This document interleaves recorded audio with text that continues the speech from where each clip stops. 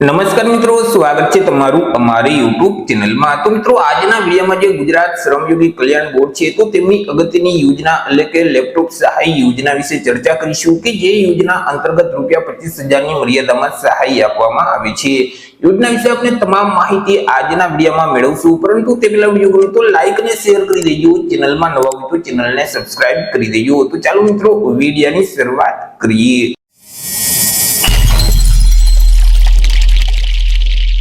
તો સૌથી પહેલા મિત્રો આપણે વાત કરી લેશું આજે લેપટોપની ખરીદી માટે સહાય આપતી યોજના છે તે યોજનાનો મુખ્ય હેતુ શું છે। તો કે મિત્રો, ગુજરાત રાજ્યમાં રહેતા જે શ્રમયોગીના બાળકો છે તે બાળકોને પ્રોત્સાહન મળી રહે તેમજ શિક્ષણ પાછળ આર્થિક બોજ ઘટે તે હેતુથી ગુજરાત સરકારનું જે શ્રમયોગી કલ્યાણ બોર્ડ છે તેના દ્વારા લેપટોપની ખરીદી માટે સહાય આપતી યોજના અમલમાં મૂકવામાં આવેલી છે કે જે યોજના અંતર્ગત લેપટોપની ખરીદી માટે સહાય આપવામાં આવી છે।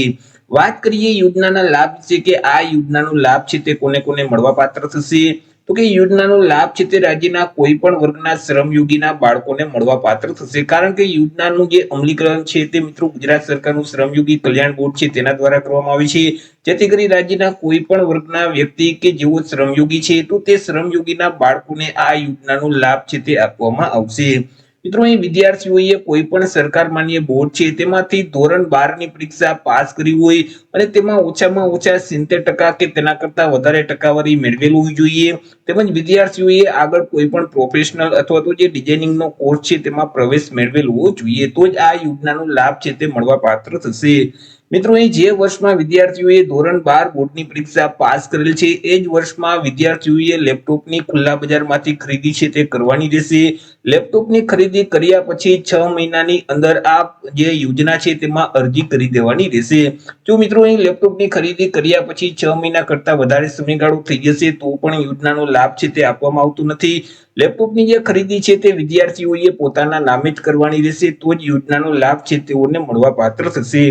ધોરણ 12 પછી વિદ્યાર્થીઓ જો વિદેશમાં પ્રવેશ મેળવશે તો તેવા સંજોગોમાં આ યોજનાનો લાભ છે તે આપવામાં આવતો નથી।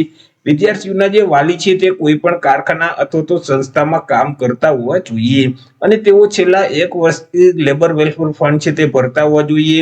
જો વિદ્યાર્થીના વાલી છે તે કોઈ પણ કારખાના કે સંસ્થામાં કામ ન કરતા હોય અથવા તો કામ કરતા હોય પરંતુ તેઓ છેલ્લા 1 વર્ષથી લેબર વેલફેર ફંડ ન ભરતા હોય તો પણ આ યોજનાનો લાભ છે તે તેઓને આપવામાં આવતો નથી અને યોજનાનો લાભ છે તે આજીવનમાં એક જ વખત મળવા પાત્ર થાય છે। એક વખત યોજનાનો લાભ મેળવી લીધા પછી ફરી ક્યારેય આ યોજનાનો લાભ છે તે આપવામાં આવતું નથી। હવે સહાય વિશે વાત કરીએ કે સહાય કેટલી મળવા પાત્ર થશે।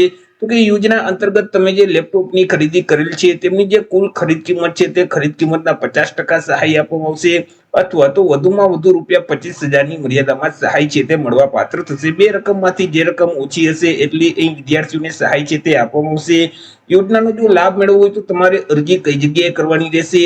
તો કે આ યોજનાનો લાભ મેળવવા માટે વિદ્યાર્થીઓએ લેપટોપની ખરીદી કર્યા પછી 6 મહિનાની અંદર જે સન્માનનું પોર્ટલ છે એટલે કે samman.gujarat.gov.in નામની જે વેબસાઇટ છે તે વેબસાઇટ ઉપર જઈ ઓનલાઈન અરજી ફોર્મ ભરી દેવાનું રહેશે।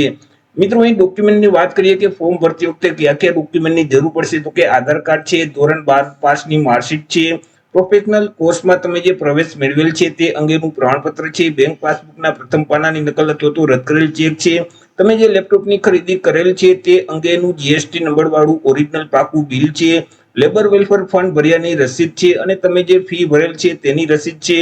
તો ફોર્મ ભરતી વખતે તમારે આટલા ડોક્યુમેન્ટની જરૂર પડશે। તો એ રીતે મિત્રો, વિદ્યાર્થીઓ માટે શ્રમયોગી કલ્યાણ બોર્ડની અગત્યની યોજના કહી શકાય લેપટોપની ખરીદી પર સહાય આપતી યોજના કે જે યોજના અંતર્ગત ₹25,000 ની મર્યાદામાં સહાય આપવામાં આવે છે। તો આશા રાખું છું વિડીયો પસંદ પડ્યો હશે। વિડીયો પસંદ પડ્યો તો લાઈક અને શેર કરી દેજો, ચેનલમાં નવા હોય તો ચેનલને સબસ્ક્રાઇબ કરી દેજો।